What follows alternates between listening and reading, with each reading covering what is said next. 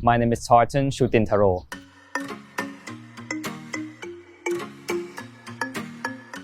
So basically, I'm a freelancer, but last year was a pretty bad year for me. There's a lot of things that happens, a lot of bad things that happens, and my mind is not in the right place.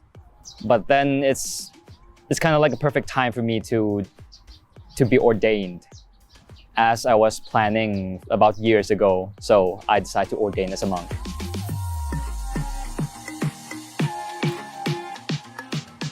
So basically, when I was 12, about 12 years ago, I was a young monk. I was ordained as a young monk for about 1 month, and then I promised to myself that when my age are old enough, when I'm old enough to become a monk, like a real monk, a senior monk like this, I'm gonna come back again, and was the perfect time.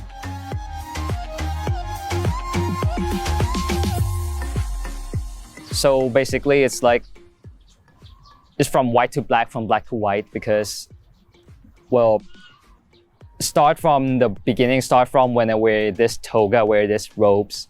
That means that there's something that's thrust upon to me, which is basically monkhood. When you become a monk, you have to do what the monks does. There are certain rules, certain regulations that monk has to be done. And so basically, from moving from a normal person to become a monk, it's like leaving my own comfort zone so I can work on my life and try to do things that they should be done.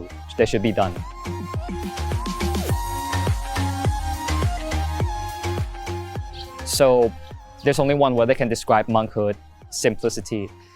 Well, simplicity is because, well, being a monk, you don't have to be thinking about anything else. Just do on our own routine. Just stick on our own routine. We wake up, we pray, we meditate, we do our own lives, we do our own business, we clean the temples, we have lunch, we have breakfast, we have lunch, we have pray again, we have meditation again, and this is basically just one day of a monk's life.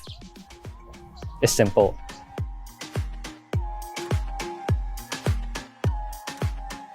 Of course, Dhamma can end suffering because, well, first off, Dhamma is not only teachings, it's experience.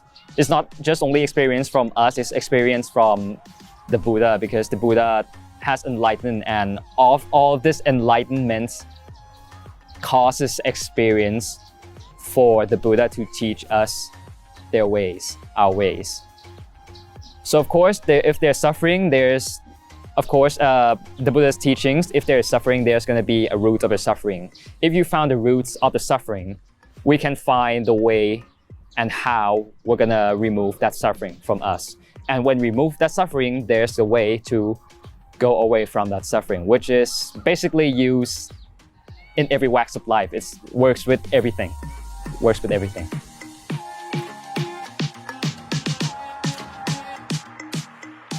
So that's pretty easy. So basically, if there's something that bothers you or angered you, just walk away. That's really the pacifist way to end things.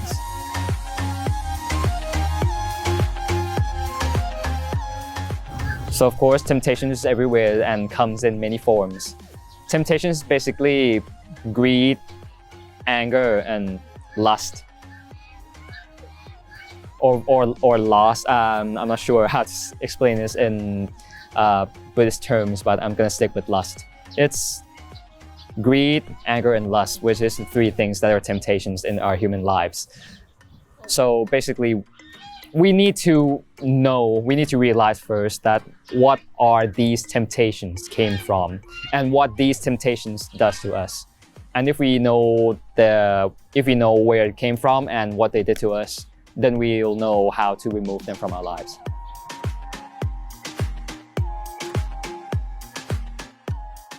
So basically, meditation or mindfulness. Of course, we're gonna have to train our mindfulness when we're a monk. Back before I wasn't a monk yet, of course I work, but when I worked, there's an issue about focus. There's an issue about focus, which causes me to drift from things I was working on. I didn't have that much mindfulness. I didn't have that much focus while working on something. But well, since since I was ordained as a monk, I'm in a monkhood. Of course, it's going to be meditation training, which help with the mindfulness and focus, and it does help.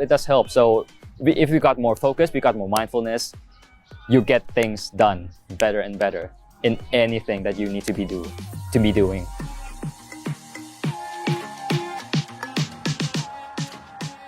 So basically, I'm a Thai man whose upbringing is from Buddhism. So basically, ordaining as a monk is basically a Thai man's duty to repay our father and mother and our parents. So, the thing is, I felt that the most simple thing that to repay our father and mothers and our parents, whenever you're ordaining or not, is becoming a good person. That's the easiest thing to do.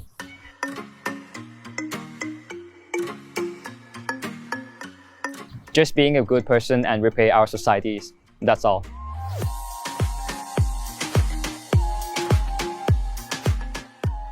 So basically, the closest thing that went to pilgrimage is basically went to Wat Hin Mak Peng or Hin Mak Peng Temple at Nong Khai.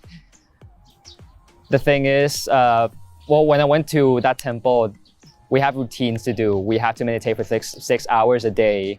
We woke up, we meditate, we eat, we meditate, we rest, we meditate, and that's probably a routine for every day when I was there. So basically, doing this is quite disciplinary, and it's really helped me focus, and it's basically we don't have to think about anything else. Just make it simple. Just make it simple as much as possible, and it's pretty good for me. Actually, it's pretty good for me.